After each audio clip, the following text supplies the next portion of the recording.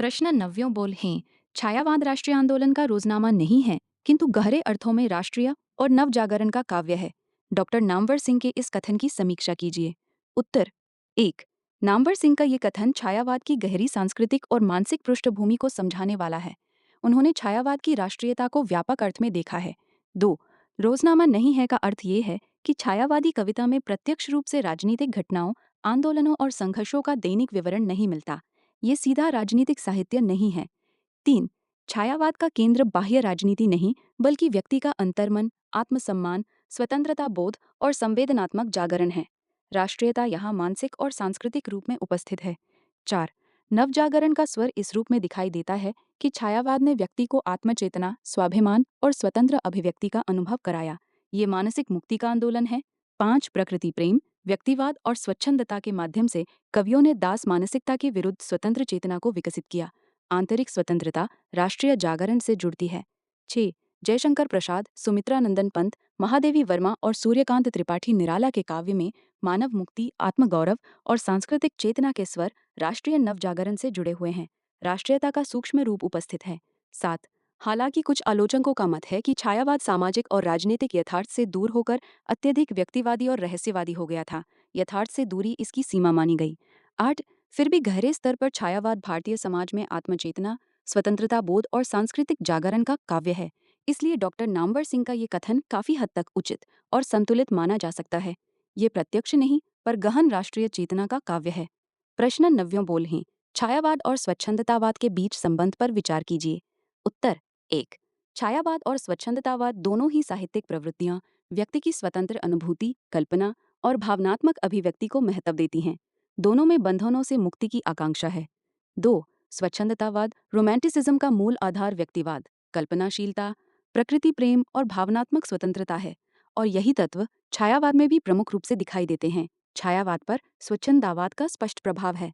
3। छायावाद में कवि अपने अंतर्मन, निजी अनुभूतियों और भावनाओं को केंद्र में रखता है। कवि का मैं प्रमुख हो जाता है।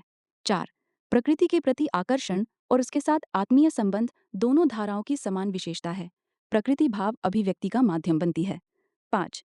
भाषा शैली में प्रतीक, बिंब और लाक्षणिकता का प्रयोग ये दर्शाता है कि दोनों में प्रत्यक्ष की अपेक्षा भावात्मक और कलात्मक अभिव्यक्ति को महत्व दिया गया।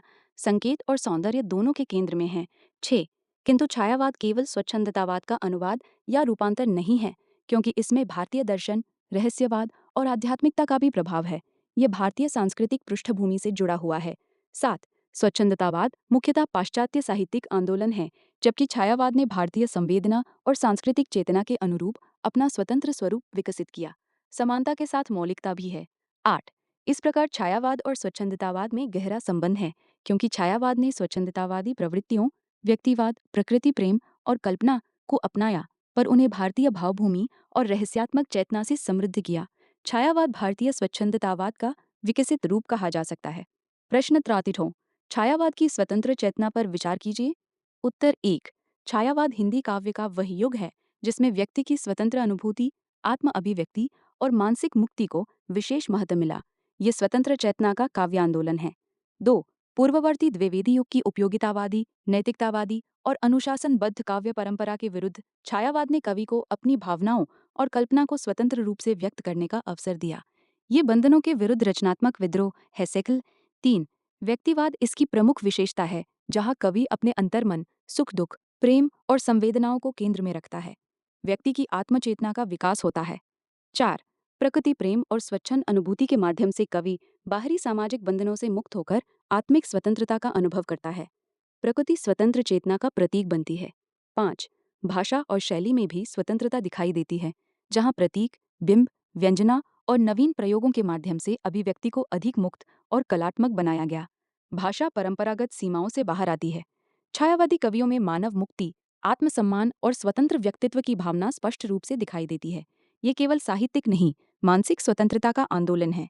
7। सूर्यकांत त्रिपाठी निराला के काव्य में विद्रोह और स्वतंत्रता का स्वर, जयशंकर प्रसाद में सांस्कृतिक आत्मगौरव तथा महादेवी वर्मा में आत्म अनुभूति की स्वतंत्रता, इन सभी में स्वतंत्र चेतना व्यक्त होती है।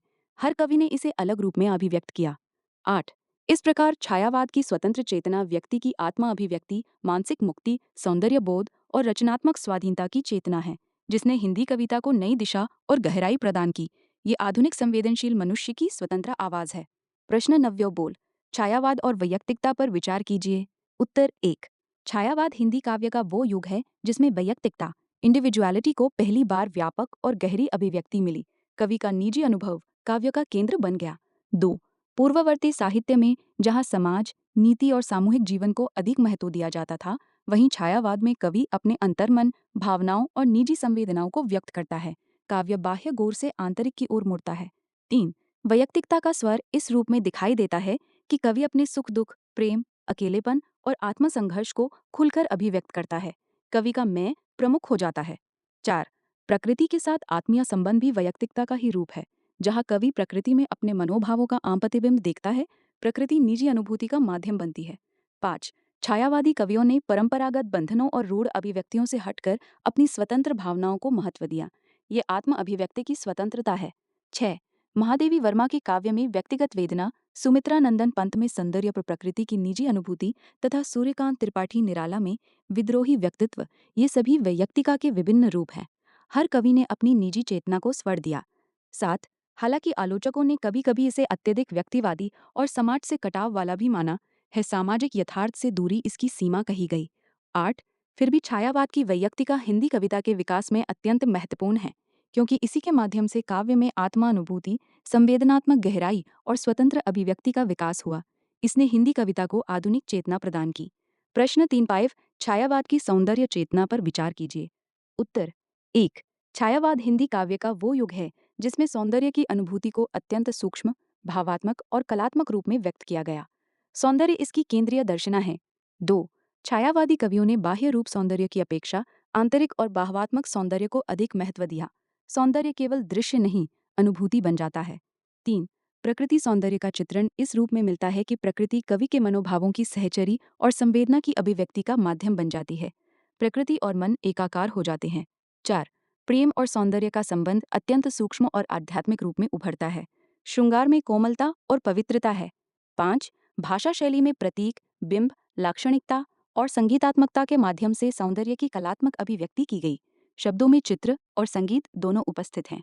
6। सुमित्रानंदन पंत के काव्य में प्रकृति सौंदर्य, महादेवी वर्मा में करुण और आध्यात्मिक सौंदर्य, जयशंकर प्रसाद में सांस्कृतिक एवं मानवीय सौंदर्य तथा सूर्यकांत त्रिपाठी निराला में जीवन संघर्ष का सौंदर्य दिखाई देता है।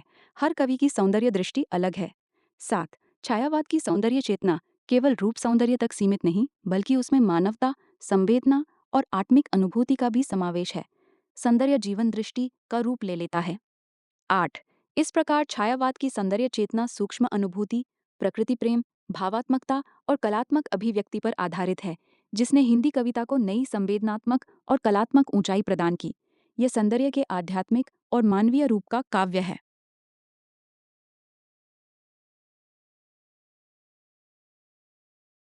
प्रश्न निश्चय है कि छायावाद को शांति काव्य के रूप में विवेचित कीजिए। उत्तर 1। छायावाद हिंदी काव्य की वो धारा है जिसमें बाहरी संघर्ष और कोलाहल की अपेक्षा अंतर्मन की शांति, सौंदर्य और आत्मिक अनुभूति को अधिक महत्व दिया गया। ये भीतर की शांति की खोज का काव्य है। 2। छायावादी कवियों ने जीवन की अशांति, पीड़ा और द्वंद्व से मुक्ति पाने के लिए प्रकृति, प्रेम और आत्मचिंतन का सहारा किया। शांति का स्रोत अंतर्मन और प्रकृति बनते हैं। 3। प्रकृति चित्रण इस रूप में सामने आता है कि उसमें कोमलता, संगीत और सौम्यता के माध्यम से मानसिक शांति की अनुभूति कराई जाती है। प्रकृति मन की शरण स्थली बन जाती है। 4। रहस्यात्मक और आध्यात्मिक अनुभूतियां भी शांति चेतना से जुड़ी हैं, जहां कवि आत्मा और विश्व के बीच सामंजस्य खोजता है। आत्मिक संतुलन की तलाश दिखाई देती है। 5। महादेवी वर्मा के काव्य में करुणा और आत्मिक विरक्ति, सुमित्रानंदन पंत में प्रकृति की सौम्यता तथा जयशंकर प्रसाद में सांस्कृतिक और आध्यात्मिक संतुलन, ये सभी शांति भाव को व्यक्त करते हैं। विभिन्न रूपों में शांति की अनुभूति मिलती है। 6। छायावाद का सौंदर्यबोध भी अशांति से दूर एक संतुलित और मधुर जीवन दृष्टि की ओर ले जाता है। सौंदर्य और शांति का गहरा संबंध है। 7। हालांकि सूर्यकांत त्रिपाठी निराला के काव्य में विद्रोह और संघर्ष के स्वर भी मिलते हैं, इसलिए संपूर्ण छायावाद को केवल शांति काव्य कहना सीमित दृष्टि होगी। इसमें विविध प्रवृत्तियां मौजूद हैं। 8।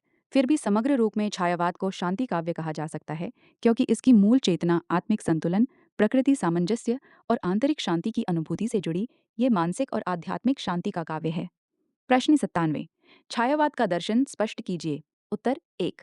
छायावाद का दर्शन मूलतः आत्मानुभूति, व्यक्तिवाद, सौंदर्यबोध और आध्यात्मिक संवेदना पर आधारित है। ये बाह्य जगत की अपेक्षा अंतर जगत का दर्शन है। 2. छायावादी कवि मनुष्य के अंतर्मन, उसकी भावनाओं, संवेदनाओं और आत्मिक अनुभवों को महत्व देते हैं। व्यक्ति की आंतरिक सत्ता केंद्र में आ जाती है। 3. प्रकृति के प्रति आत्मीय दृष्टि, छायावाद के दर्शन का महत्वपूर्ण पक्ष है, जहाँ प्रकृति को जड़ वस्तु नहीं बल्कि चेतन और जीवंत सत्ता माना गया। प्रकृति और मानव का भावात्मक संबंध स्थापित होता है। 4. रहस्यात्मकता और आध्यात्मिकता इस रूप में दिखाई देती है कि कवि किसी अनंत, अज्ञात और अलौकिक अनुभूति करना चाहता है। दृश्य के पीछे अदृश्य की खोज है। 5. सौंदर्य दर्शन इसकी प्रमुख विशेषता है, जहाँ सौंदर्य केवल बाहरी रूप नहीं बल्कि अनुभूति, संवेदना और आत्मिक आनंद का विषय बन जाता है। सौंदर्य जीवन की मूल अनुभूति है। 6. स्वतंत्र चेतना और स्वच्छंदता का भाव ये दर्शाता है कि कवि परंपरागत बंधनों से मुक्त होकर अपनी अनुभूतियों को व्यक्त करता है। व्यक्ति की स्वतंत्रता को महत्व दिया गया। 7. जयशंकर प्रसाद के काव्य में सांस्कृतिक और दार्शनिक चेतना, सुमित्रानंदन पंत में प्रकृति और सौंदर्य दर्शन, महादेवी वर्मा में आध्यात्मिक विरह तथा सूर्यकांत त्रिपाठी निराला में मानवतावादी और विद्रोही दृष्टि, छायावाद के विभिन्न दार्शनिक पक्षों को व्यक्त करते हैं। हर कवि का अपना दार्शनिक स्वर है। 8. इस प्रकार छायावाद का दर्शन आत्म अनुभूति, सौंदर्य, प्रकृति, रहस्य और स्वतंत्र चेतना का दर्शन है, जिसने हिंदी कविता को गहरी संवेदनात्मक और आध्यात्मिक दृष्टि प्रदान की। ये मनुष्य के भीतर की दुनिया का काव्य दर्शन है। प्रश्नांते, छायावाद और प्रकृति के संबंध पर विचार कीजिए। उत्तर 1. छायावाद और प्रकृति का संबंध अत्यंत घनिष्ठ और आत्मीय है, क्योंकि छायावादी कवियों ने प्रकृति को केवल बाहरी दृश्य न मानकर अपनी भावनाओं और अनुभूतियों की सहचरी के रूप में देखा। प्रकृति कवि के अंतर्मन का प्रतिबिंब बन जाती है। 2. छायावादी काव्य में प्रकृति मानवीकृत पर्सोनिफाइड रूप में उपस्थित होती है, जहाँ पेड़, बादल, चांद, हवा और ऋतुएं मानो जीवित संवेदनशील पात्र बन जाती हैं। प्रकृति और मानव में भेद मिट जाता है। 3. कवि अपने सुख दुख, प्रेम, विरह और अकेलेपन को प्रकृति के माध्यम से व्यक्त करता है। प्रकृति भाव अभिव्यक्ति का माध्यम है। 4. छायावाद में प्रकृति केवल सजावटी पृष्ठभूमि नहीं बल्कि आत्मानुभूति और सौंदर्य चेतना का केंद्र है। प्रकृति काव्य की आत्मा बन जाती है। 5. सुमित्रानंदन पंत के काव्य में प्रकृति का कोमल और सौंदर्यमय रूप, महादेवी वर्मा में करुण और रहस्यमय रूप तथा जयशंकर प्रसाद में सांस्कृतिक और दार्शनिक रूप दिखाई देता है। हर कवि की प्रकृति दृष्टि अलग है। 6. प्रकृति के माध्यम से छायावादी कवियों ने आत्मिक शांति, रहस्य और अनंत की अनुभूति को व्यक्त किया। प्रकृति आध्यात्मिक अनुभव का माध्यम बनती है। 7. ये प्रकृति दृष्टि पाश्चात्य स्वच्छंदतावाद से प्रभावित होते हुए भी भारतीय संवेदना और आध्यात्मिकता से जुड़ी हुई है। प्रकृति में भारतीय सांस्कृतिक चेतना का स्पर्श है। 1. इस प्रकार छायावाद और प्रकृति का संबंध केवल वर्णनात्मक नहीं बल्कि गहरे भावात्मक, सौंदर्यात्मक और आध्यात्मिक स्तर का है। प्रकृति छायावादी काव्य की जीवन सहयात्री है। प्रश्न निसचेके, छायावाद और उसके सांस्कृतिक पक्ष पर विचार कीजिए। उत्तर: एक छायावाद हिंदी काव्य का केवल भाववादी आंदोलन नहीं बल्कि भारतीय सांस्कृतिक चेतना का भी महत्वपूर्ण वाहक है। इसमें भारतीय संस्कृति की आत्मा व्यक्त होती है। 2. छायावादी कवियों ने भारतीय परंपरा, दर्शन और आध्यात्मिकता को आधुनिक संवेदना के साथ जोड़ने का प्रयास किया। पुरातन और नवीन का समन्वय दिखाई देता है। 3. प्रकृति प्रेम और आत्मिक अनुभूति के माध्यम से भारतीय संस्कृति की उस दृष्टि को व्यक्त किया गया जिसमें मानव और प्रकृति के बीच गहरा संबंध माना गया है। ये भारतीय जीवन दर्शन से जुड़ा है। 4. छायावाद में वेदांत, बौद्ध और उपनिषदों की आध्यात्मिक चेतना का प्रभाव इस रूप में मिलता है कि कवि आत्मा, अनंत और रहस्य की अनुभूति को महत्व देता है। आध्यात्मिक संस्कृति की झलक स्पष्ट है। 5. जयशंकर प्रसाद के काव्य में भारतीय इतिहास और सांस्कृतिक गौरव, सुमित्रानंदन पंत में प्रकृति और मानवता की सांस्कृतिक अदृष्टि तथा महादेवी वर्मा में करुणा और आध्यात्मिक संवेदना भारतीय संस्कृति के विभिन्न रूपों को व्यक्त करती है। हर कवि संस्कृति का अलग पक्ष सामने लाता है। 6. राष्ट्रीय चेतना और आत्मगौरव भी छायावाद के सांस्कृतिक पक्ष का महत्वपूर्ण अंग है। सांस्कृतिक जागरण राष्ट्रीय चेतना से जुड़ जाता है। 7. छायावाद ने भारतीय सांस्कृतिक मूल्यों, सौंदर्य, करुणा, सह अस्तित्व और आध्यात्मिकता को आधुनिक भाषा और शैली में अभिव्यक्त किया। ये सांस्कृतिक पुनर्जागरण का साहित्यिक रूप है। 8. इस प्रकार छायावाद का सांस्कृतिक पक्ष भारतीय परंपरा, आध्यात्मिकता, प्रकृति दृष्टि और राष्ट्रीय आत्मगौरव का समन्वित रूप है, जिसने हिंदी कविता को गहरी सांस्कृतिक पहचान प्रदान की। यह आधुनिक हिंदी काव्य की सांस्कृतिक चेतना का स्वर्णिम अध्याय है। प्रश्न 100. छायावाद और नवजागरण के संबंध पर विचार कीजिए। उत्तर 1. छायावाद और नवजागरण का संबंध अत्यंत गहरा है, क्योंकि छायावाद हिंदी नवजागरण की विकसित और संवेदनात्मक अभिव्यक्ति के रूप में सामने आता है। ये नवजागरण की मानसिक और सांस्कृतिक परिणति है। 2. नवजागरण ने समाज में जो नई चेतना, आत्मसम्मान और स्वतंत्रता बोध उत्पन्न किया, छायावाद ने उसे व्यक्ति के अंतर्मन और संवेदना के स्तर पर व्यक्त किया। बाहरी जागरण का आंतरिक रूप छायावाद में मिलता है। 3. छायावाद में व्यक्तिवाद और आत्म अभिव्यक्ति की जो प्रवृत्ति दिखाई देती है वो नव जागरण की स्वतंत्र चेतना से जुड़ी हुई है। व्यक्ति पहली बार केंद्र में आता है। 4. राष्ट्रीय चेतना का सूक्ष्म रूप इस प्रकार दिखाई देता है कि छायावादी कवियों ने सांस्कृतिक आत्मगौरव, मानव मुक्ति और स्वतंत्रता की भावना को महत्व दिया। राष्ट्रीयता यहाँ सांस्कृतिक और मानसिक रूप में व्यक्त होती है। 5. प्रकृति प्रेम, सौंदर्य बोध और आत्मिक स्वतंत्रता के माध्यम से छायावाद ने मनुष्य को दास मानसिकता से मुक्त करने का प्रयास किया। ये मानसिक मुक्ति का साहित्य है। 6. जयशंकर प्रसाद, सुमित्रानंदन पंत, महादेवी वर्मा और सूर्यकांत त्रिपाठी निराला के काव्य में नवजागरण की चेतना अलग अलग रूपों में दिखाई देती है। हर कवि ने इसे अपनी संवेदना से जोड़ा। 7. हालांकि छायावाद प्रत्यक्ष राजनीतिक आंदोलन का साहित्य नहीं है, फिर भी उसने व्यक्ति के भीतर स्वतंत्रता, आत्मविश्वास और सांस्कृतिक चेतना का विकास किया। ये नवजागरण का गहन और सूक्ष्म रूप है। 8. इस प्रकार छायावाद और नवजागरण का संबंध बाहरी सामाजिक जागरण और आंतरिक मानसिक जागरण के संबंध जैसा है। नवजागरण ने जो चेतना पैदा की, छायावाद ने उसे संवेदनात्मक और कलात्मक अभिव्यक्ति प्रदान की। दोनों एक ही ऐतिहासिक प्रक्रिया के पूरक रूप हैं।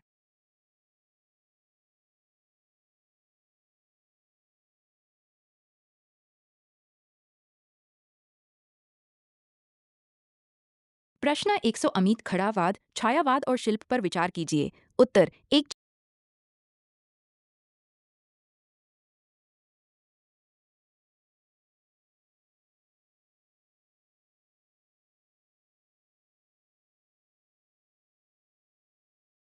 प्रश्न 101 छायावाद और शिल्प पर विचार कीजिए। उत्तर एक। छायावाद हिंदी काव्य का वह युग है जिसमें शिल्प आर्टिस्टिक फॉर्म को विशेष महत्व प्राप्त हुआ और कविता केवल विचार या संदेश का माध्यम न रहकर कलात्मक अभिव्यक्ति का रूप बन गई। काव्य में कला सौंदर्य की प्रतिष्ठा हुई। 2. छायावादी कवियों ने भाषा को अधिक कोमल, संगीतात्मक और भावानुकूल बनाया। भाषा में लय और माधुर्य का विकास हुआ। 3. प्रतीक और बिंब योजना छायावादी शिल्प की प्रमुख विशेषता है, जहां भावों को प्रत्यक्ष न कहकर संकेतों और चित्रों के माध्यम से व्यक्त किया गया। काव्य अधिक व्यंजना प्रधान बन गया। 4. लाक्षणिकता और व्यंजना का प्रयोग इस रूप में बढ़ा कि शब्दों के पीछे अनेक सूक्ष्म अर्थ छिपे रहने लगे। अर्थ की गहराई और कलात्मकता बढ़ी। 5. प्रकृति चित्रण में रंग, ध्वनि, गंध और स्पर्श जैसे इंद्रिय बोधक तत्वों का सुंदर प्रयोग हुआ।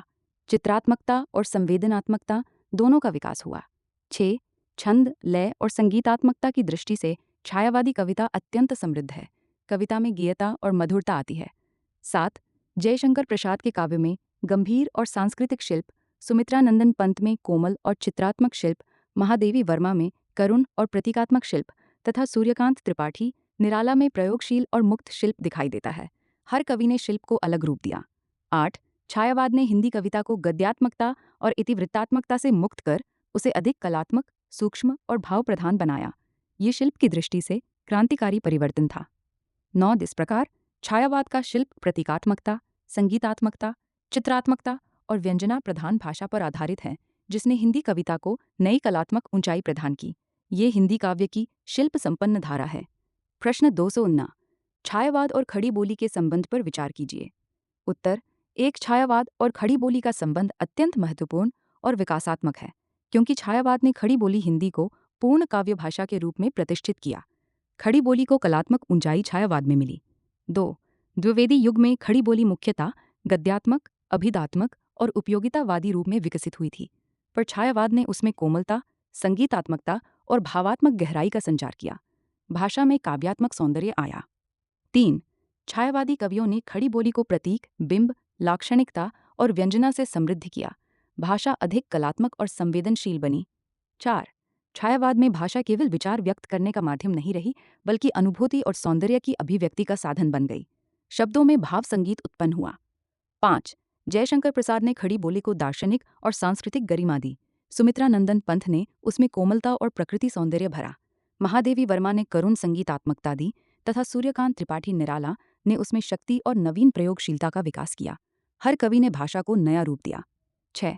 छायावाद के कारण खड़ी बोली ब्रज भाषा की प्रतिस्पर्धी ही नहीं, बल्कि उससे अधिक प्रभावशाली काव्य भाषा बनकर उभरी। काव्य की मुख्य भाषा के रूप में उसकी प्रतिष्ठा हुई। 7. भाषा में संस्कृतनिष्ठ शब्दावली और नवीन प्रयोगों के माध्यम से खड़ी बोली को गंभीरता और सौंदर्य दोनों प्राप्त हुए। भाषा समृद्ध और परिष्कृत हुई। 8. इस प्रकार छायावाद ने खड़ी बोली हिंदी को भाव, संगीत, प्रतीक और सौंदर्य से समृद्ध कर उसे आधुनिक हिंदी कविता की सशक्त और परिपूर्ण भाषा बना दिया। छायावाद खड़ी बोली के काव्यात्मक उत्कर्ष का युग है। प्रश्न ओक तोरा सच्ची छायावाद के नए काव्य रूपों, विशेषकर लंबी कविता पर विचार कीजिए। उत्तर एक, छायावाद ने हिंदी कविता को केवल भाव और भाषा की दृष्टि से ही नहीं, बल्कि काव्य रूपों की दृष्टि से भी नवीनता प्रदान की। इस युग में काव्य रचना के नए रूप विकसित हुए। 2. पूर्ववर्ती युगों में कविता मुख्यतः छोटी, वर्णनात्मक और शिक्षात्मक होती थी, जबकि छायावाद में आत्मानुभूति, प्रतीकात्मकता और दार्शनिकता के कारण नए रूपों की आवश्यकता महसूस हुई। काव्य का स्वरूप अधिक व्यापक और गहन बना। 3. लंबी कविता लॉन्ग पोएम छायावाद की महत्वपूर्ण देन मानी जाती है, जिसमें कथात्मकता, भावात्मकता और दार्शनिक चिंतन का समन्वय मिलता है। ये कविता और महाकाव्य के बीच का रूप बनकर उभरती है। 4. जयशंकर प्रसाद की कामायनी छायावादी लंबी कविता का सर्वोत्तम उदाहरण है, जहाँ मानव मन, संस्कृति और दर्शन का व्यापक चित्रण किया गया है। ये दार्शनिक और प्रतीकात्मक लंबी कविता है। 5. सूर्यकांत त्रिपाठी निराला की राम की शक्ति पूजा और सरोज स्मृति जैसी रचनाओं में भी लंबी कविता का नया रूप दिखाई देता है। व्यक्तिगत अनुभव और सामाजिक चेतना का समन्वय मिलता है। 6. छायावादी लंबी कविताओं में कथा की अपेक्षा भाव, प्रतीक और मनोवैज्ञानिक गहराई अधिक महत्वपूर्ण हो जाती है। बाहरी घटनाओं से अधिक अंतर्मन केंद्र में रहता है। 7. इन नए काव्य रूपों में मुक्त संरचना, प्रतीकात्मकता और दार्शनिकता के कारण हिंदी कविता का दायरा व्यापक हुआ। कविता अधिक आधुनिक और बहुआयामी बनी। 8. इस प्रकार छायावाद ने हिंदी साहित्य को नए काव्य रूप दिए, विशेषकर लंबी कविता के माध्यम से कविता को भावात्मक, दार्शनिक और कलात्मक विस्तार प्रदान किया। ये हिंदी काव्य की रचनात्मक समृद्धि का महत्वपूर्ण चरण है। प्रश्न 100 पर छायावाद के नए अलंकरण अथवा छायावाद की अलंकार चेतना पर विचार कीजिए। उत्तर 1. छायावाद में अलंकार केवल सजावट का साधन नहीं रहे, बल्कि भावों और सूक्ष्म अनुभूतियों की अभिव्यक्ति का माध्यम बन गए। अलंकार काव्य की आत्मा से जुड़ जाते हैं। 2.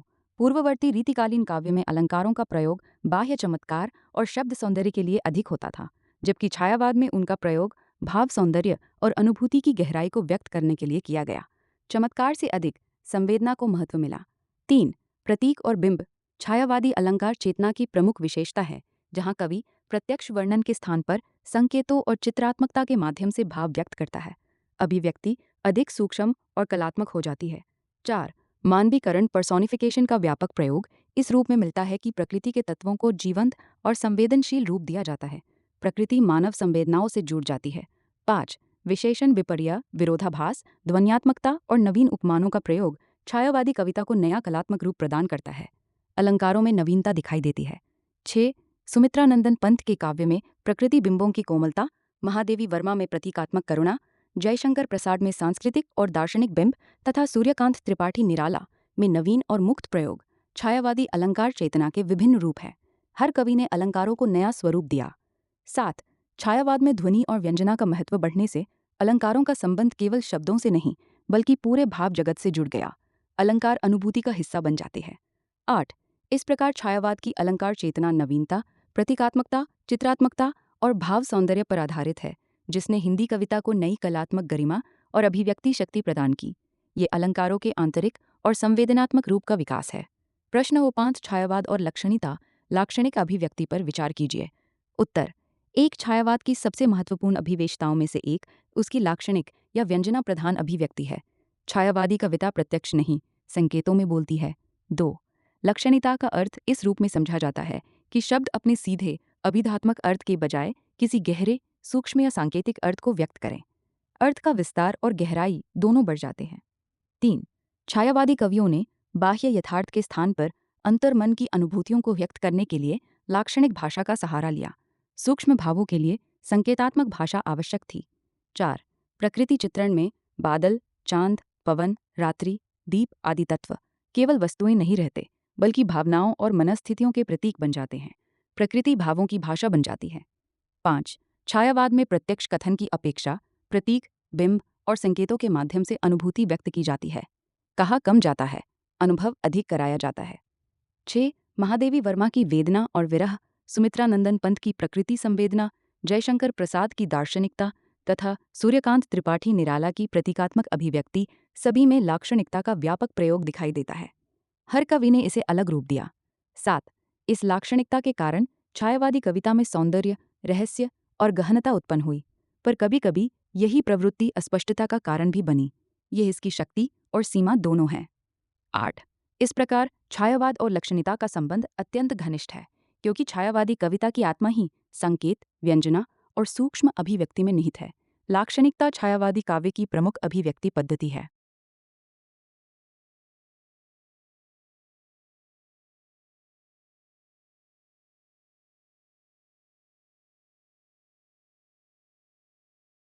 प्रश्न 107।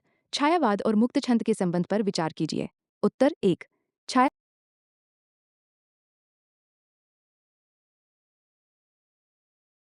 प्रश्न 59। छायावाद और मुक्त छंद के संबंध पर विचार कीजिए। उत्तर 1। छायावाद और मुक्त छंद का संबंध हिंदी कविता में स्वतंत्र चेतना और नवीन अभिव्यक्ति के विकास से जुड़ा हुआ है। दोनों ने कविता को परंपरागत बंधनों से मुक्त करने का कार्य किया। 2। छायावादी कवियों ने अनुभव किया कि सूक्ष्म भावों, आत्मानुभूतियों और आधुनिक संवेदनाओं की अभिव्यक्ति के लिए पारंपरिक छंद हमेशा पर्याप्त नहीं है। नई संवेदना के लिए नई संरचना की आवश्यकता थी। 3। मुक्त छंद ने कवियों को लय, गति और अभिव्यक्ति में अधिक स्वतंत्रता प्रदान की। भाव के अनुसार भाषा और संरचना बदलने लगी। 4। सूर्यकांत त्रिपाठी निराला ने हिंदी कविता में मुक्त छंद को सबसे सशक्त रूप दिया और उसे कलात्मक प्रतिष्ठा प्रदान की। वे मुक्त छंद के प्रमुख प्रवर्तक माने जाते हैं। 5। छायावाद की व्यक्तिवादी और स्वच्छंद चेतना मुक्त छंद में स्वाभाविक रूप से व्यक्त हुई। कविता बाहरी अनुशासन से अधिक आंतरिक लय पर आधारित होने लगी। 6। मुक्त छंद के माध्यम से छायावादी कविता में भावों की तरलता, संगीतात्मकता और मनोवैज्ञानिक गहराई को अधिक प्रभावशाली ढंग से व्यक्त किया गया। रूप और भाव में सामंजस्य स्थापित हुआ। 7। हालांकि छायावादी कवियों ने पारंपरिक छंदों का भी प्रयोग किया, पर मुक्त छंद ने हिंदी कविता को आधुनिकता और प्रयोगशीलता की नई दिशा दी। ये पूर्ण परंपरा विरोध नहीं, बल्कि विकास की प्रक्रिया थी। 8। इस प्रकार छायावाद और मुक्त छंद का संबंध गहरे स्तर पर स्वतंत्र अभिव्यक्ति, स्वच्छंद चेतना और आधुनिक काव्य संवेदना से जुड़ा हुआ है। मुक्त छंद छायावाद की रचनात्मक स्वतंत्रता का स्वाभाविक माध्यम बन गया। प्रश्न 108। छायावाद और वेदना, छायावाद और पलायनवाद पर विचार कीजिए। उत्तर 1। छायावादी काव्य में वेदना एक प्रमुख भाव के रूप में उपस्थित है, जहाँ कवि अपने अंतर्मन की पीड़ा, अकेलेपन और अधूरी आकांक्षाओं को व्यक्त करता है। वेदना यहाँ संवेदनशील आत्मा की अनुभूति है। 2। ये वेदना केवल व्यक्तिगत नहीं, बल्कि व्यापक मानवीय और अस्तित्वगत पीड़ा का रूप भी ग्रहण कर लेती है। व्यक्ति की पीड़ा मानवता की पीड़ा बन जाती है। 3। महादेवी वर्मा के काव्य में विरह और करुणा, सूर्यकांत त्रिपाठी निराला में संघर्ष और अकेलापन तथा जयशंकर प्रसाद में दार्शनिक विषाद वेदना के विभिन्न रूप प्रस्तुत करते हैं। हर कवि की वेदना की प्रकृति अलग है। 4। कुछ आलोचकों ने छायावाद को पलायनवादी कहा, क्योंकि इसमें प्रत्यक्ष सामाजिक और राजनीतिक संघर्षों की अपेक्षा प्रकृति, कल्पना और अंतर्मन की ओर झुकाव दिखाई देता है। यथार्थ से दूरी का आरोप लगाया गया। 5। प्रकृति और स्वप्नलोक की ओर आकर्षण को कभी कभी वास्तविक जीवन की समस्याओं से पलायन के रूप में देखा गया। कवि बाहरी संघर्ष से हटकर भीतर की दुनिया में जाता है। 6। किंतु ये आरोप पूरी तरह उचित नहीं माना जा सकता, क्योंकि छायावाद का उद्देश्य यथार्थ से भागना नहीं, बल्कि मनुष्य के भीतर की संवेदना और आत्मिक संकट को समझना था। ये मानसिक और भावात्मक यथार्थ का काव्य है। 7।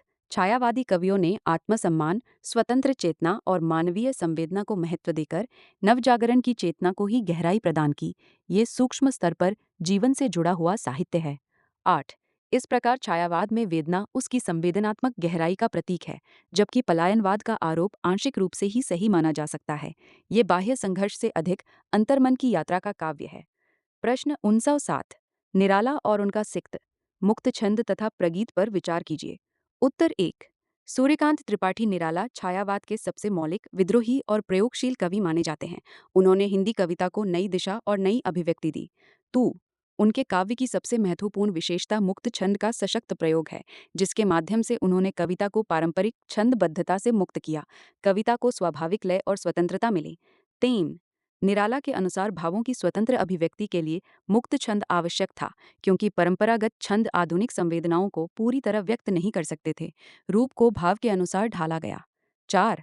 राम की शक्ति पूजा, सरोज स्मृति और वह तोड़ती पत्थर जैसी रचनाओं में मुक्त छंद की विविध संभावनाएं दिखाई देती हैं। मुक्त छंद में भी गहरी लय और कलात्मकता है। 5। निराला के काव्य में प्रगीत लाइरिक का स्वर भी अत्यंत महत्वपूर्ण है, जहाँ व्यक्तिगत अनुभूति, भाव सघनता और संगीतात्मकता का सुंदर समन्वय मिलता है। छोटे काव्य रूप में गहरी संवेदना व्यक्त होती है। 6। उनके प्रगीतों में प्रकृति, प्रेम, करुणा, विद्रोह और मानवीय संवेदना के विविध रूप दिखाई देते हैं। व्यक्तिगत अनुभव सार्वभौमिक बन जाते हैं। 7. भाषा और शैली में नवीन प्रयोग, प्रतीकात्मकता और भावात्मक तीव्रता उनके प्रगीतों को विशिष्ट बनाती है। उनकी कविता में शक्ति और संगीत दोनों उपस्थित हैं। 8. निराला का मुक्त छंद केवल छंद विरोध नहीं, बल्कि रचनात्मक स्वतंत्रता और आधुनिक चेतना का प्रतीक है। ये कविता की मुक्ति का आंदोलन है। 9.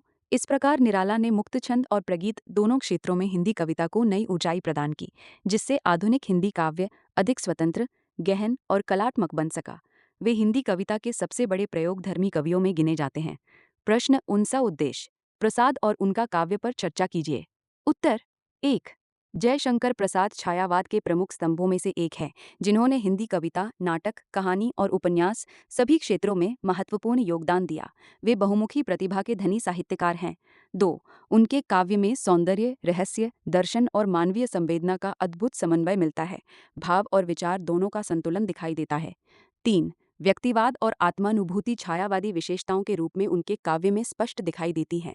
कवि अंतर्मन की सूक्ष्म अनुभूतियों को व्यक्त करता है। 4. प्रकृति चित्रण उनके काव्य की महत्वपूर्ण विशेषता है, जहाँ प्रकृति केवल दृश्य नहीं बल्कि भावों और संवेदनाओं की सहचरी बन जाती है। प्रकृति में आत्मीयता और संगीत है। 5. उनकी महान कृति कामायनी हिंदी साहित्य की श्रेष्ठ दार्शनिक काव्य रचना मानी जाती है, जिसमें मनु, श्रद्धा और इड़ा के माध्यम से मानव जीवन और संस्कृति का व्यापक चित्रण किया गया है। ये भाव, दर्शन और प्रतीक का महाकाव्य है। 6. प्रसाद के काव्य में भारतीय संस्कृति, इतिहास और राष्ट्रीय गौरव का स्वर भी अत्यंत महत्वपूर्ण है। सांस्कृतिक चेतना उनकी कविता की शक्ति है। 7. भाषा शैली की दृष्टि से उनकी कविता अत्यंत काव्यात्मक, संगीतपूर्ण और व्यंजना प्रधान है। शब्दों में चित्र, संगीत और गहराई तीनों मिलते हैं। 8. रहस्यवाद और आध्यात्मिकता का प्रभाव उनके काव्य में इस रूप में मिलता है कि वे दृश्य जगत के पीछे छिपे सत्य और अनंत की अनुभूति करना चाहते हैं। कविता में दार्शनिक गहराई है। 9. इस प्रकार जयशंकर प्रसाद का काव्य सौंदर्य, दर्शन, सांस्कृतिक चेतना और मानवीय संवेदना का समन्वित रूप है, जिसने हिंदी कविता को नई ऊंचाई और गंभीरता प्रदान की। वे छायावाद के सबसे गंभीर और दार्शनिक कवि माने जाते हैं।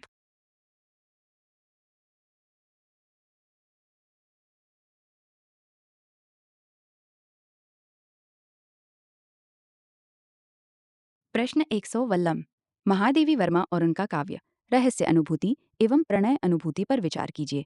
उत्तर 1. महादेवी वर्मा छायावाद की प्रमुख कवयित्री हैं, जिन्हें आधुनिक मीरा भी कहा जाता है। उनके काव्य में करुणा, वेदना और आध्यात्मिक संवेदना का अद्भुत समन्वय है। 2. उनके काव्य की सबसे प्रमुख विशेषता रहस्य अनुभूति है, जहाँ कवयित्री किसी अज्ञात, अनंत और अदृश्य प्रिय की खोज करती दिखाई देती हैं। दृश्य जगत के पीछे छिपे सत्य की अनुभूति मिलती है। 3. ये रहस्यात्मकता आध्यात्मिक और भावात्मक दोनों स्तरों पर उपस्थित है। प्रिय का स्वरूप स्पष्ट नहीं, पर उसकी अनुभूति गहरी है। 4. उनके काव्य में विरह और वेदना केवल सांसारिक दुख नहीं, बल्कि आत्मा की अनंत की ओर आकांक्षा का प्रतीक बन जाते हैं। वेदना साधना का रूप ले लेती है। 5. प्रणय अनुभूति लव एक्सपीरियंस उनके काव्य का दूसरा महत्वपूर्ण पक्ष है, जहाँ प्रेम अत्यंत सूक्ष्म, पवित्र और आध्यात्मिक रूप में व्यक्त होता है। ये शारीरिक नहीं, आत्मिक प्रेम है। 6. उनका प्रणय लौकिक और अलौकिक दोनों स्तरों पर अनुभव किया जा सकता है। प्रिय कभी मानव, कभी परम सत्ता जैसा प्रतीत होता है। 7. भाषा शैली में प्रतीक, बिंब, संगीतात्मकता और लाक्षणिकता के माध्यम से उन्होंने रहस्य और प्रेम की अनुभूतियों को अत्यंत कलात्मक रूप दिया। शब्दों में करुण संगीत और सूक्ष्म संवेदना है। 8. उनके काव्य संग्रह निहार, रश्मि, नीरजा और सांध्य गीत में रहस्यात्मक विरह और प्रणय की अनुभूति अत्यंत प्रभावशाली रूप में व्यक्त हुई है। उनका पूरा काव्य करुण सौंदर्य से भरा है।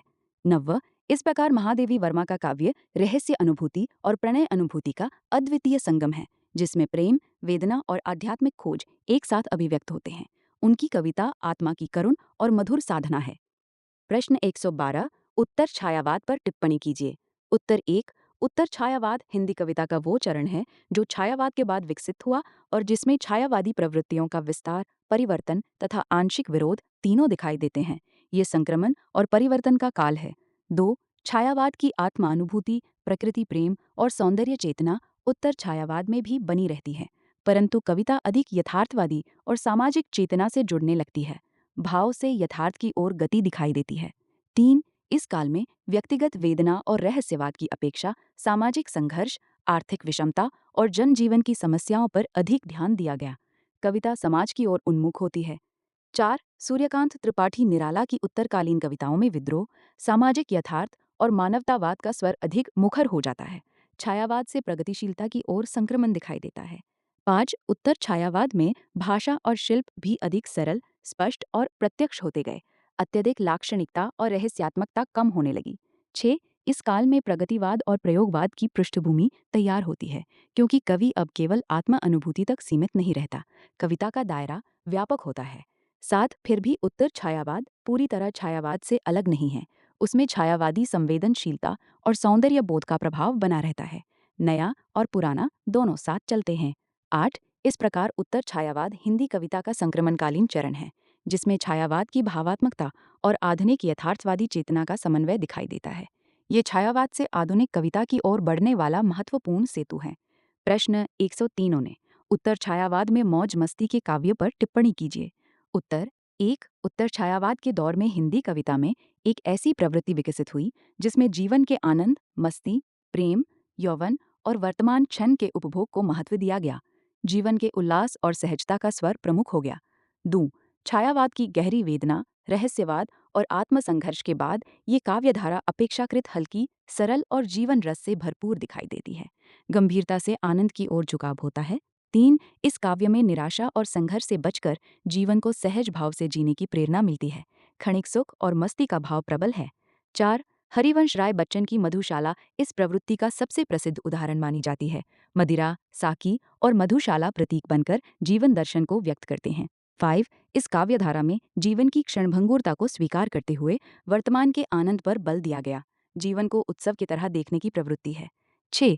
भाषा और शैली अपेक्षाकृत सरल, गीतात्मक और सहज है, जिससे कविता अधिक लोकप्रिय और जनसुलभ बन गई। कविता में गेयता और प्रवाह है। 7. हालांकि कुछ आलोचकों ने इसे पलायनवादी और जीवन की वास्तविक समस्याओं से दूर माना, परंतु ये भी सत्य है कि इसमें निराश मनुष्य को मानसिक राहत और जीवन के प्रति सकारात्मक दृष्टि देने का प्रयास था। ये केवल भोगवाद नहीं, बल्कि जीवन स्वीकार का भाव भी है। 8. इस प्रकार उत्तर छायावाद का मौज मस्ती का काव्य जीवन के आनंद, उत्साह और मानवीय संवेदना का काव्य है, जिसने हिंदी कविता को नई लोकप्रियता और सहजता प्रदान की। ये वेदना के बाद उल्लास की अभिव्यक्ति है। प्रश्न 100 हालावाद पर टिप्पणी कीजिए। उत्तर 1. हालावाद हिंदी कविता की वो प्रवृत्ति है जो उत्तर छायावाद के दौर में विकसित हुई और जिसमें मदिरा, साकी, प्याला तथा मधुशाला जैसे प्रतीकों के माध्यम से जीवन दर्शन व्यक्त किया गया। ये जीवन के आनंद और मस्ती का काव्य है। 2. हाला का अर्थ मदिरा है, इसलिए इस धारा को हालावाद कहा गया। मदिरा यहाँ केवल पेय नहीं, बल्कि प्रतीक है। 3. हरिवंश राय बच्चन को हालावाद का प्रमुख कवि माना जाता है और उनकी मधुशाला इस धारा की प्रतिनिधि कृति है। हालावाद को लोकप्रियता इसी कृति से मिली। 4. हालावादी कविता में जीवन की क्षणभंगुरता, निराशा और संघर्ष के बीच आनंद, प्रेम और मस्ती को महत्व दिया गया। जीवन को उत्सव की तरह जीने की प्रेरणा मिलती है। 5. मदिरा, साकी और मधुशाला जैसे प्रतीक वास्तव में जीवन, प्रेम, ज्ञान और मानवता के व्यापक अर्थों को व्यक्त करते हैं। प्रतीकों के माध्यम से जीवन दर्शन व्यक्त होता है। 6. भाषा शैली सरल, गीतात्मक और अत्यंत गेय है, जिससे ये कविता जनसामान्य में अत्यधिक लोकप्रिय हुई। सहजता और संगीतात्मकता इसकी शक्ति है। 7. कुछ आलोचकों ने हालावाद को पलायनवादी और भोगवादी कहा, क्योंकि इसमें सामाजिक संघर्ष और यथार्थ की अपेक्षा आनंद और मस्ती पर अधिक बल दिखाई देता है। यथार्थ से दूरी इसकी आलोचना का कारण बनी। 8. किंतु व्यापक अर्थ में हालावाद केवल मदिरापान का समर्थन नहीं, बल्कि जीवन की विडंबनाओं के बीच उत्साह, समानता और मानवीयता की खोज का काव्य है। ये जीवन स्वीकार और मानवीय उल्लास की अभिव्यक्ति है। 9. इस प्रकार हालावाद हिंदी कविता की एक महत्वपूर्ण प्रवृत्तीय प्रवृत्ति है, जिसने छायावाद की वेदना और रहस्यवाद के बाद कविता को सरलता, लोकप्रियता और जीवन उल्लास का नया स्वर प्रदान किया। ये जीवन के रस और मस्ती का काव्य आंदोलन है। प्रश्न 115 राष्ट्रीय सांस्कृतिक काव्यधारा छायावाद के समानांतर पर चर्चा कीजिए। उत्तर 1. छायावाद के समानांतर हिंदी कविता में एक ऐसी धारा विकसित हुई जिसे राष्ट्रीय सांस्कृतिक काव्यधारा कहा जाता है।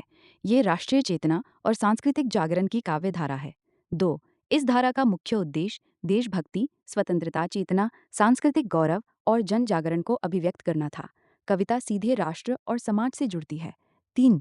जहाँ छायावाद मुख्यतः आत्मानुभूति, प्रकृति और सौंदर्य पर केंद्रित था, वहीं राष्ट्रीय सांस्कृतिक धारा में राष्ट्र, इतिहास और जनजीवन की समस्याएं प्रमुख विषय बनती हैं। ये अधिक सामाजिक और सक्रिय चेतना का काव्य है। 4. भारतीय संस्कृति, इतिहास और परंपरा के गौरव को पुनः स्थापित करने का प्रयास इस धारा की महत्वपूर्ण विशेषता है। अतीत से प्रेरणा लेकर राष्ट्रीय आत्मविश्वास जताया गया। 5. माथिली शरण गुप्त, माखनलाल चतुर्वेदी, रामधारी सिंह दिनकर और सुभद्रा कुमारी चौहान इस धारा के प्रमुख कवि माने जाते हैं। इन कवियों ने राष्ट्रीय भावना को स्वर दिया। 6. भारत भारती, पुष्प की अभिलाषा और झांसी की रानी जैसी रचनाओं में देशभक्ति और त्याग की प्रेरणा स्पष्ट दिखाई देती है। कविता जन आंदोलन की शक्ति बन जाती है। 7. भाषा शैली अपेक्षाकृत सरल, ओजपूर्ण और जनसामान्य के निकट है। उद्देश्य व्यापक जनजागरण था। 8. इस धारा में राष्ट्रीयता केवल राजनीतिक नहीं बल्कि सांस्कृतिक और नैतिक भी है। राष्ट्र को संस्कृति और आत्मगौरव से जोड़ा गया। 9. इस प्रकार राष्ट्रीय सांस्कृतिक काव्यधारा छायावाद के समानांतर विकसित होकर हिंदी कविता में राष्ट्रीय चेतना, सांस्कृतिक गौरव और जन जागरण की शक्तिशाली अभिव्यक्ति बनकर सामने आई। ये स्वतंत्रता आंदोलन की साहित्यिक धड़कन थी।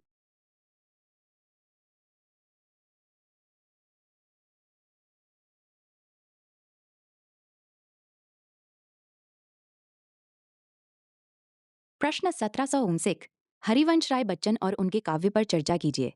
उत्तर 1। हरिवंश राय बच्चन हिंदी साहित्य के प्रसिद्ध कवि हैं, जिन्होंने उत्तर छायावाद और हालावाद को विशेष लोकप्रियता प्रदान की। वे जनप्रिय और भावनात्मक कवि के रूप में प्रसिद्ध हैं। तो उनके काव्य की सबसे बड़ी विशेषता जीवन के प्रति उत्साह, मस्ती और मानवीय संवेदना है। उनकी कविता जीवन को सहज रूप में स्वीकार करती है। 3. उनकी प्रसिद्ध कृति मधुशाला हिंदी साहित्य की अत्यंत लोकप्रिय रचना है, जिसमें हाला, प्याला, साकी और मधुशाला जैसे प्रतीकों के माध्यम से जीवन दर्शन व्यक्त किया गया है। ये केवल मदिरा का नहीं, जीवन का काव्य है। 4. बच्चन के काव्य में प्रेम, विरह, अकेलापन और मानवीय संघर्ष की अनुभूतियां भी गहराई से व्यक्त हुई हैं। उनकी कविता में भावनात्मक सच्चाई है। 5. भाषा शैली अत्यंत सरल, संगीतात्मक और गेय है, जिसके कारण उनकी कविता जनसामान्य में अत्यधिक लोकप्रिय हुई। उनकी पंक्तियों में सहज लय और प्रवाह है। 6. उत्तर छायावादी कविता में उन्होंने आत्म अनुभूति को अधिक सहज और लोकानुभव से जोड़ दिया। वे जटिलता से अधिक संप्रेषणीयता को महत्व देते हैं।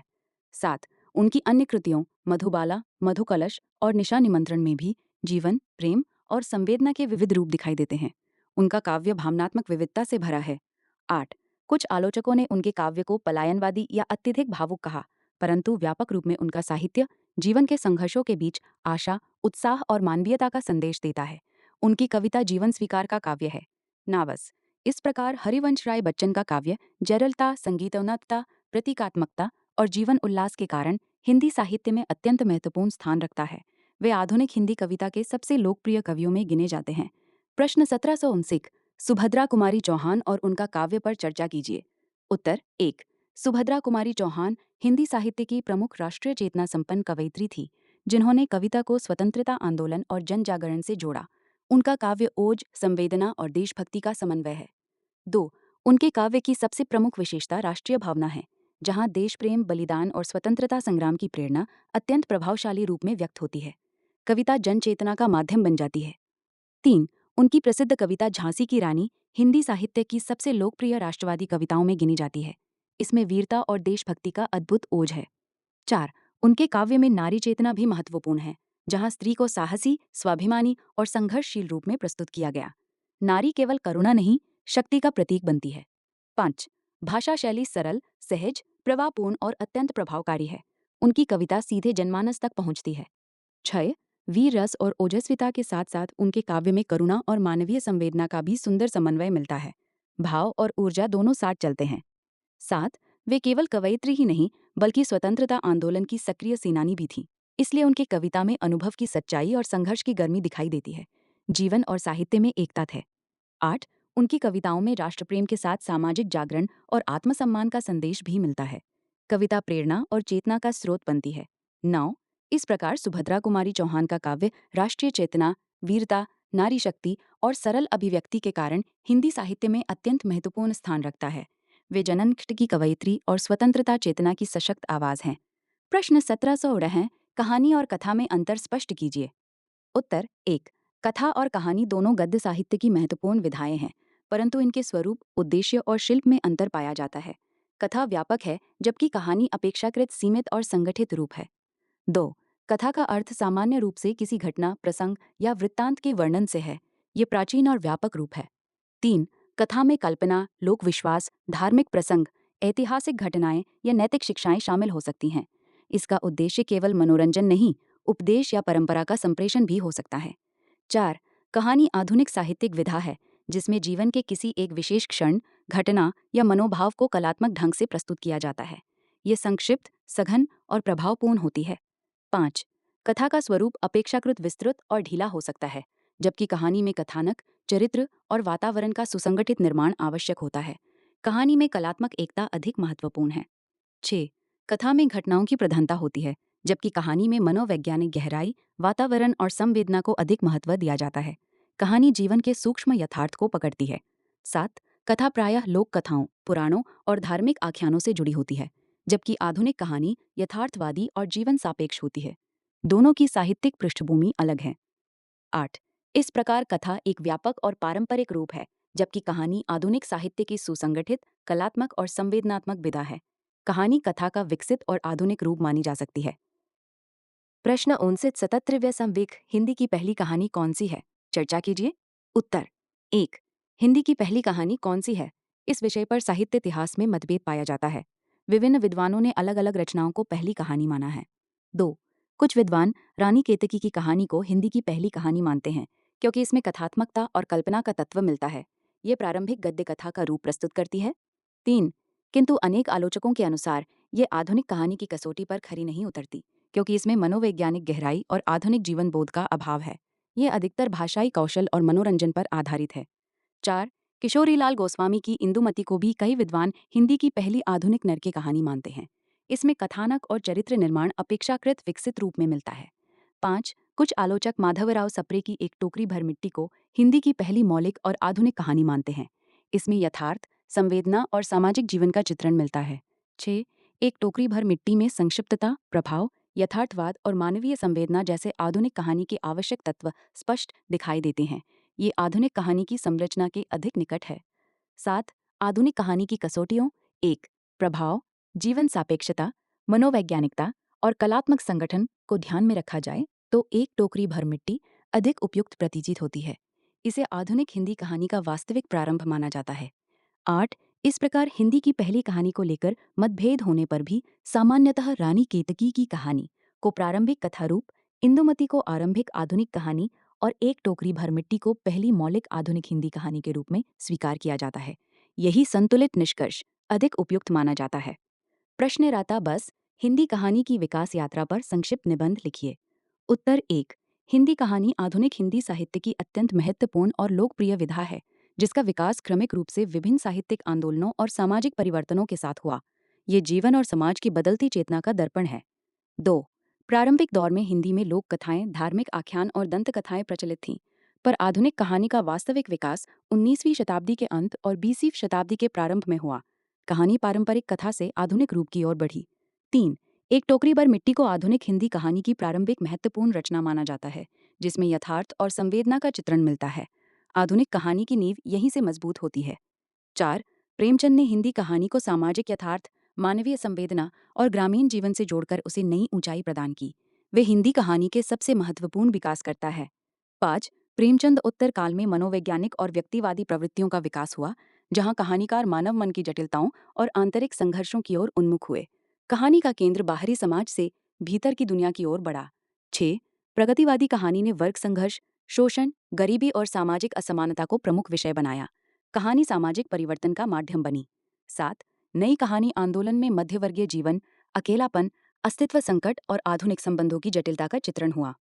व्यक्ति की मानसिक स्थिति प्रमुख हो गई। 8. बाद के दौर में अकहानी, सचेतन कहानी, स्त्री विमर्श, दलित विमर्श और उत्तर आधुनिक प्रवृत्तियों ने हिंदी कहानी को और व्यापक बनाया। नए अनुभव और हाशिए की आवाजें सामने आईं। 9. भाषा और शिल्प की दृष्टि से भी हिंदी कहानी निरंतर विकसित होती रही, जहां सरलता, प्रतीकात्मकता, मनोवैज्ञानिकता और प्रयोगशीलता के विविध रूप दिखाई देते हैं। हर युग ने कहानी को नया स्वरूप दिया। 10. इस प्रकार हिंदी कहानी की विकास यात्रा पारंपरिक कथा से आधुनिक संवेदनशील, यथार्थवादी और बहुआयामी साहित्यिक विधा बनने की यात्रा है। यह हिंदी साहित्य की सबसे जीवंत और परिवर्तनशील विधाओं में से एक है।